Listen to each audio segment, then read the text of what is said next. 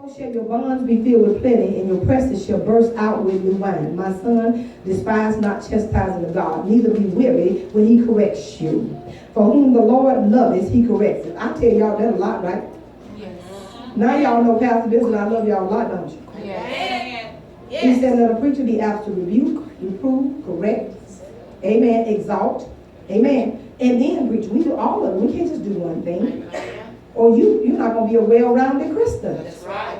My son, despise not chastening. Now he said this, whom the Lord loveth, he correcteth, even as the Father, the Son, in whom he delighteth. God delights in you, and he loves you. Yes. And I love y'all too real bad. And I know I got to speed up. Leviticus 27 and 30. And he said here, in all the tithes of the land. Y'all see it? Amen. In all somebody want to read that? In all the tithes of the land.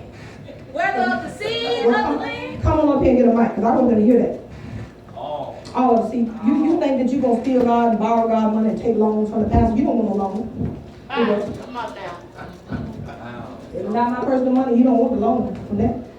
Because you owe 20% interest, even without no charge. Amen. That's some deep stuff. Come on, read that. And he says, Leviticus chapter 27, verse 30. Read. He says, and all the tithe of the land, whether of the seed of the land or of the fruit of the tree, is the Lord's. It is holy unto the Lord. And if a man will at all redeem aught of his tithes, he shall add thereunto the fifth part thereof. Yeah. That means borrow it, that means use it, that means don't pay it on time. Mm-hmm. That's some deep stuff. I told you don't want in your account. The interest rate is too high. You don't want to lie a loan out of sacred money. The interest rate is too high. You don't pay it back, you're going to keep feeling the curse until you try to pay God what you owe him. So I'm not forgiving you, because God's not just forgiving you, letting it go. Amen. He forgive you as long as you try to pay it back.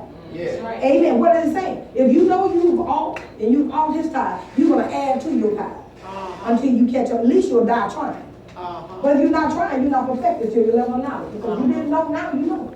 Amen. Can you bless God? Amen. And don't get behind anymore, because you don't want to mess with that money. That's why you got what you have. And amen. God's giving you mercy, because a lot of y'all don't know this. But once you know, he holds you accountable for it. Amen. Can y'all bless God? Read this. Verse 32 says, and concerning the tithe of the herd or of the flock, even of whatsoever passeth under the rod, the tenth shall be holy unto the Lord. Now y'all got that? Amen. I'm hurrying up. Numbers chapter 18, verse 21 and 24 through 34. Y'all read from Numbers chapter 18. Numbers like a number. Chapter 18. Start at verse 21. Now I'm going to show you where God gave the tithe to the preacher that you don't want to bring to church and give to, because you think you're going to buy something for us. But I'm here to tell y'all something. My house was bought before I opened this church. Amen. I bought it with Dad's 2 jobs and my 1. All my vehicles was bought by us. Amen. Everything that we got, we bought it. And actually, we bought this church. Yes. Amen. We took our money, opened this building, bought this building, and when we got it to $11,000, Dad and I went our personal savings, and we paid it off. Yes.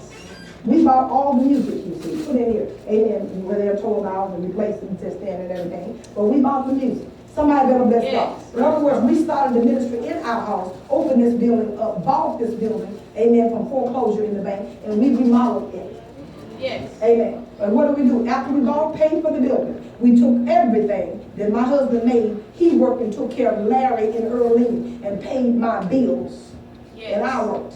Amen. And when I wasn't working, he worked, and we still gave everything to this house of God. We paid the bills in here, and every time I could save something, I would save it up, because we had repairs in mind. Yes. Until we got this place to where you see. Yes. Because we wanted the place to be debt free, and we don't have to oppress God's people. That's right. That's why we did what we did. We gave everything back to the house of God and to you. Yes. Somebody better give God some glory. And when we got this building, there was a room there. We built that room, separated the back. All this has been redone. Upstairs has been redone. Got a nice upstairs. Amen.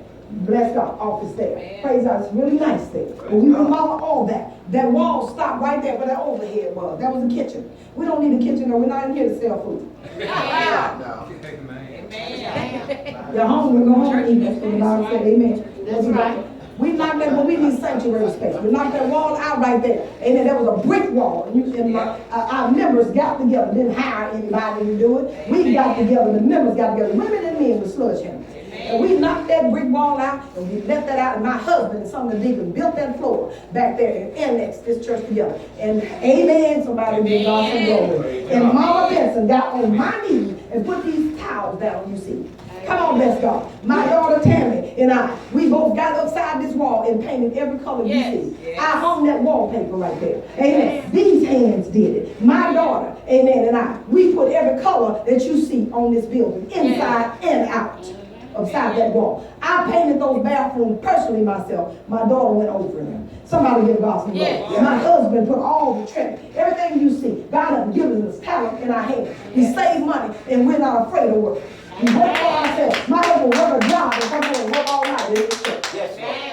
Until we got it where you see it. Somebody better give God some glory. Found these pews at another church. My husband went out there. We paid them $3,000 or $4,000. Hauled them ourselves down here and put them in here. And got plenty of them out there to share. So when we knock the walls out some more, all we got to do is upholster and put more pews. The tower going up and break it, all we got to do is replace it. Somebody give God some glory. So I need to tell you everything just about that this church has raised with the few handful of folks that are be faithful to give God what is God. We have done great with it by giving it back to the house of God. Didn't have to, but we are men and women of God that truly do love God. We truly.